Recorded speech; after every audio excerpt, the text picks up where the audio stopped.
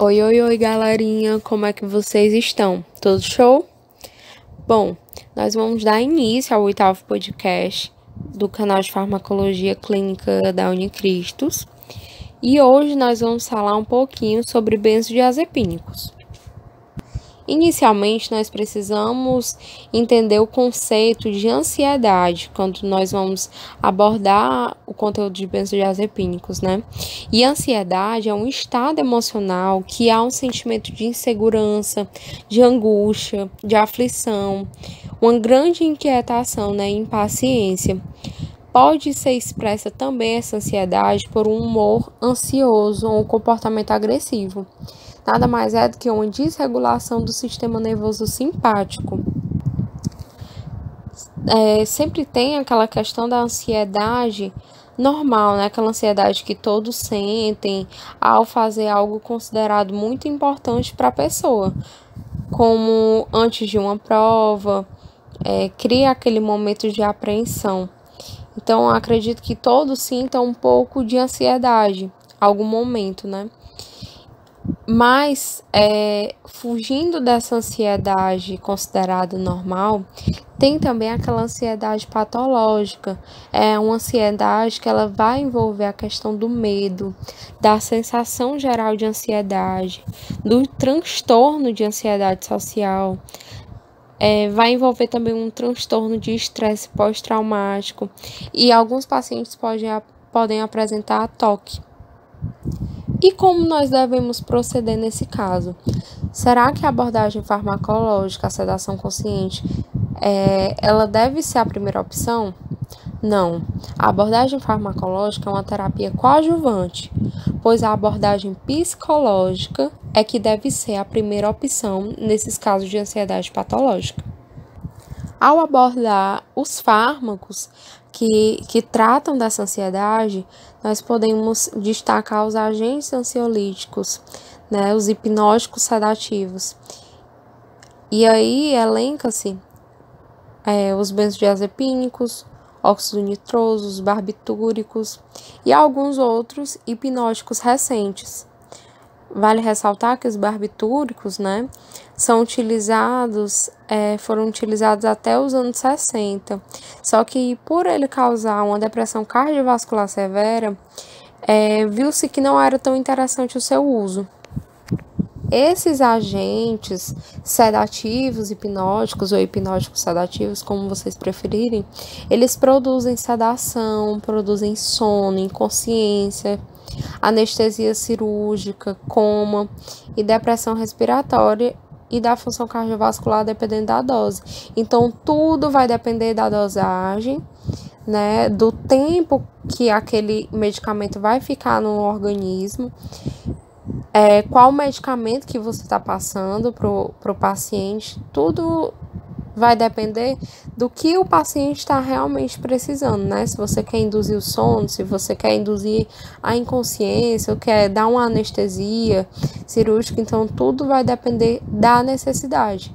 E aí tem alguns efeitos adversos, né, que pode acontecer, como eu falei agora há pouco, como depressão respiratória e da função cardiovascular, dependendo da dose. É importante a gente entender esse efeito hipnótico sedativo, e aí a gente tem que abordar os conceitos de agente sedativo e agente hipnótico. O agente sedativo, ele é definido como um agente capaz de reduzir a excitação e exercer um efeito calmante, sem induzir ao sono, embora ele produza sonolência, né? A sedação está relacionada à diminuição da estimulação, estando associada a alguma redução da atividade motora e do processo de pensamento. Já o agente hipnótico ele está relacionado com a indução ou manutenção do sono, semelhante ao estado de sono natural. Em altas doses, os hipnóticos eles podem levar à anestesia geral. E ambos os fármacos deprimem o sistema nervoso central, com leves diferenças nas relações de tempo e ação, assim como dose e ação. Os benzodiazepínicos, eles têm algumas características como ansiolíticos, hipnóticos sedativos, miorrelaxantes e anticonvulsionantes. É a classe de medicamentos mais importante para controle de ansiedade. Tem grande eficácia, relativa seletividade de efeitos, baixa toxicidade e pouca capacidade de produzir dependência, que é algo muito importante. E é uma regulação de sono a curto prazo, né? Então, não é algo que possa ser estendido por muito tempo, justamente para não causar a questão da dependência. Mas, como todos os medicamentos, existem alguns efeitos adversos, como efeitos paradoxais, que vão de encontro ao que realmente o fármaco deseja exercer no corpo. Que aí esses efeitos paradoxais a gente pode destacar a excitação, agressividade, irritabilidade, violência, aumento de crises epilépticas e comportamento suicida. Tem também a questão da tolerância, né? Há uma diminuição do efeito atingido pela dose inicial.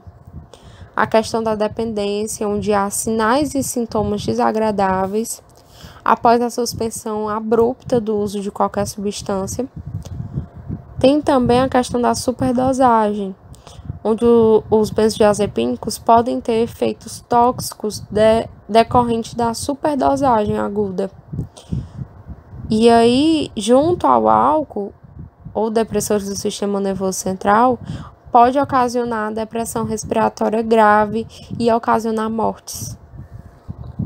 Dos benzodiazepínicos utilizados na odontologia, a gente pode destacar o diazepam, midazolam, aprazolam, lorazepam e triazolam. Quais são as utilizações desses benzodiazepínicos dentro da odontologia? Então, a gente pode ver que são sedações feitas antes de procedimentos muito invasivos, para controle de convulsões causadas por superdosagem de anestésicos locais, para pré-medicação em anestesias gerais, em casos de relaxantes musculares, certo? E também a questão da prevenção. Eu estou buscando prevenir, evitar situações inesperadas, como lipotímia, síncope, síndrome de hiperventilação. Então, todos os benzodiazepínicos possuem propriedades farmacológicas similares, certo? E aí, para um paciente muito ansioso, como é que é feito? É passado um comprimido na noite anterior e um comprimido no dia do procedimento, em cerca de 1 hora antes. O receituário que é utilizado, no caso dos benzodiazepínicos, é o receituário azul, né? Aquele que é do tipo B, que é um receituário para medicamentos relacionados na lista B1, que são de drogas psicotrópicas, né, que tem validade após a prescrição de 30 dias e válida somente no estado emitente, certo? E aí tem todo um questionáriozinho a ser preenchido nesse receituário. E aí você vai colocar o medicamento, a quantidade, a dose, né, a posologia e todas as informações do comprador, do emitente, do paciente. É importante saber como é que funciona a farmacocinética dele. Basicamente, funciona como todos os medicamentos em geral, né? Absorção, distribuição, metabolização e eliminação. Mas é importante lembrar que por via oral, o comprimido a ser deglutido, ele tem uma boa absorção oral. Eles ligam-se fortemente a proteínas plasmáticas e lipossolúveis. Por via intravenosa, utiliza-se a via intravenosa quando se quer um efeito mais rápido, que aí nós temos como exemplo o midazolam e o diazepam. E para a via intramuscular, é utilizado em casos de epilepsia, onde não tem como o paciente ingerir, né, deglutir esse medicamento, não tem como achar uma veia ali no local para aplicar pela via intravenosa, então tem que ser aplicada na via intramuscular. No caso de gestantes, sedativos hipnóticos atravessam muito bem a barreira placentária durante a gravidez. Devem ser evitados em gestantes por causar sedação profunda e consequente depressão respiratória, o que não é tão legal, não é ideal para um feto. O efeito pode ser passado também no período da lactação, né? Quando essa mãe estiver amamentando. Então, deve ser evitado nesse período também. Essas drogas, elas são categorizadas, né? Pela categoria C, uso com risco, e D, de alto risco. A absorção e distribuição, como é que ocorre? Precisam entrar com facilidade no sistema nervoso central. Então, se eles entram com facilidade no sistema nervoso central, que é algo super seletivo, eles conseguem ultrapassar qualquer barreira. Como é que ocorre o metabolismo desses medicamentos? A depuração dos benzodiazepínicos ocorre no metabolismo hepático. Portanto, o fígado, ele metaboliza todos os benzodiazepínicos. O metabolismo hepático, ele precisa acontecer para que a eliminação dos metabólitos gerados seja adequada pelo rim, certo? Na eliminação através da urina. Os benzodiazepínicos, vale ressaltar que eles são muito lipofílicos, né? Então, ele tem essa afinidade mais por lipídios. Por isso, eles atravessam com tanta facilidade a barreira hematoencefálica. Mas, por esse caráter, o corpo não consegue eliminar ele direito. Justamente por isso. Por ele ter uma facilidade de atravessar, se difundir pelo corpo todo. Os rins tentam eliminar na urina, mas esse medicamento acaba voltando para o sangue, pois eles atravessam as barreiras celulares com facilidade. Ele consegue se difundir muito rápido pelo corpo, né? Tem afinidade muito grande pelas barreiras celulares, por ser muito lipofílico. Então, isso faz com que seja muito difícil eliminar esses medicamentos na urina, e aí o tempo de ação deles acaba sendo maior. Então, para que ele seja eliminado efetivamente, o que precisa acontecer? O fígado, ele precisa biotransformar em metabólitos mais hidrofílicos para que o rim possa eliminar mais facilmente. Esse processo de metabolização e eliminação vai variar de fármaco para fármaco, certo? Dependendo do tempo de vida, de meia-vida. O efeito de alguns fármacos só acabam quando os metabólitos são totalmente eliminados pela urina, enquanto outros basta a metabolização hepática acontecer. E aí, vale ressaltar a questão da meia-vida curta e da meia-vida longa. O que tem a ver, Carol, na questão desses medicamentos? Bom, a meia-vida curta, elas são preferíveis, né? Medicamentos que têm a meia-vida curta, quando se quer efeito hipnótico. E a meia-vida longa, quando se quer efeitos sedativos. Por quê? A questão é que o efeito hipnótico com meia-vida longa vai fazer com que a pessoa fique sonolenta por muitos dias. Já um benzodiazepínico com um bom efeito sedativo e uma meia-vida curta usado em contexto de ansiedade não vai adiantar.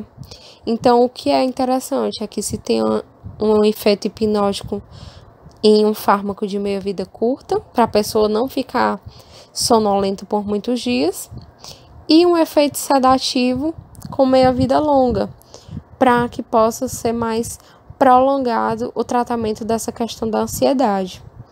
Então, a escolha de um fármaco pode ser baseada pelo comportamento do paciente. Ansiedade intensa e prolongada. Utilização de meia-vida de eliminação longa. Ansiedade circunstancial. Meia-vida curta. Aí é interessante vocês entenderem como é que ocorre o mecanismo de ação desses benzodiazepínicos, certo? Eles atuam seletivamente nos receptores de GABA, que mediam a transmissão sináptica inibitória no sistema nervoso central.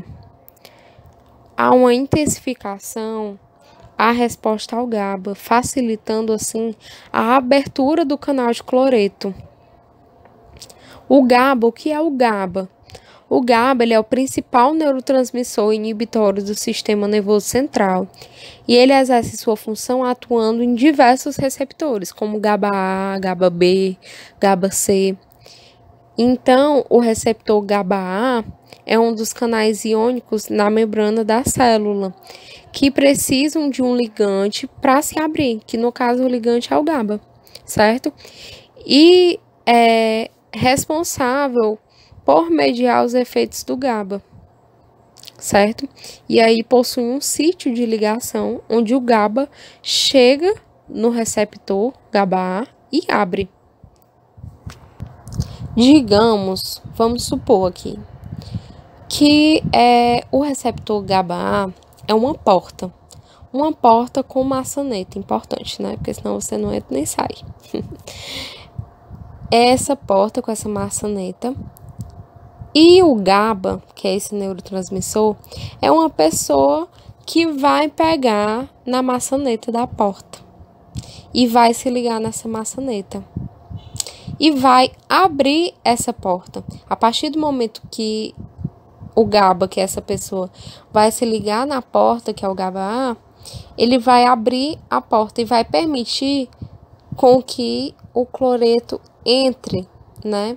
Vai facilitar a abertura desse cloreto, certo? Deu para entender? O GABA-A é um canal permeável de íons cloreto, que está negativamente carregado, que estão em excesso do lado de fora dos neurônios.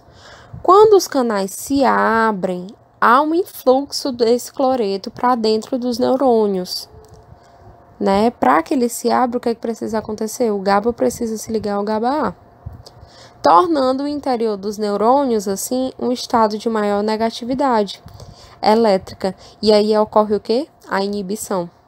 A inibição necessária no sistema nervoso central. O GABA-A não tem só um sítio de ligação do GABA, né? Importante. Tem também outros sítios de ligação para outras substâncias que vão modular a sensibilidade do canal à presença do GABA. Sítios de ligação alternativo, outras substâncias modulando, pois como eles são muito difusos no sistema nervoso central, precisa haver uma modulação extra. Então, em geral, os benzodiazepínicos se ligam a alguns desses sítios de ligação modulatória dos receptores GABA-A, aumentando a sensibilidade do GABA-A ao GABA. Os benzodiazepínicos vão potencializar a função do GABA. E aí nós temos alguns benzodiazepínicos utilizados na odontologia, como é o caso do diazepam, do midazolam. E aí o diazepam, o que a gente pode observar? Utilizado no alívio sintomático da ansiedade, agitação e tensão devido a estados psiconeuróticos e distúrbios passageiros causados por uma situação estressante, certo? A duração dele é um fármaco de longa duração, pois sua metabolização forma 2 compostos ativos, e aí dura em cerca de 20 a 40 horas. O início da ação desses fármacos do diazepam é de 30 a 45 minutos, e tem alguns efeitos adversos, como cansaço, sonolência e relaxamento muscular em geral, estando relacionado com a dose administrada. Já o midazolam é um agente indutor do sono, caracterizado pelo rápido início de ação, breve permanência no organismo, eficácia constante e facilidade posológica. Tem uma boa absorção por via oral, uma absorção rápida. A duração dele é de 2 a 4 horas, então ele é mais indicado para procedimentos ambulatoriais. O início da ação desses fármacos é de 30 minutos e pode provocar alguns efeitos adversos, como diminuição do volume corrente ou da frequência respiratória e apneia. Quanto à posologia desses medicamentos, a do diazepam são comprimidos de 5 e 10 miligramas ou ampolas de 10 miligramas. A dose é de 10 miligramas de 1 a 3 vezes ao dia. 5 a 10 miligramas na noite anterior ao procedimento. Em crianças, a dose vai variar de 0,2 a 0,5 miligramas por quilo, certo? A posologia do midazolam para adulto é de 7,5 a 15 miligramas. Para idoso, 7,5 miligramas também. E criança vai de 0,3 a 0,5 miligramas por quilo, certo? Por via endovenosa é 0,05 a 0,15 miligramas por quilo. Já o alprazolam, ele tem um início de ação de 1 a 2 horas após a administração do fármaco, né? 1 a 2 horas, onde há maiores concentrações plasmáticas. A duração dele é de cerca de 12 a 15 horas. Ele não deve ser administrado em pacientes com sintomas psicóticos, certo?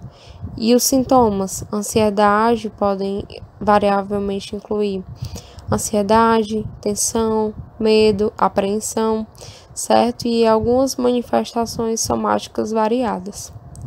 A posologia dele, doses adulto 0,5 a 0,75 miligramas, idoso 0,25 a 0,5 miligramas e criança é contraindicado, certo?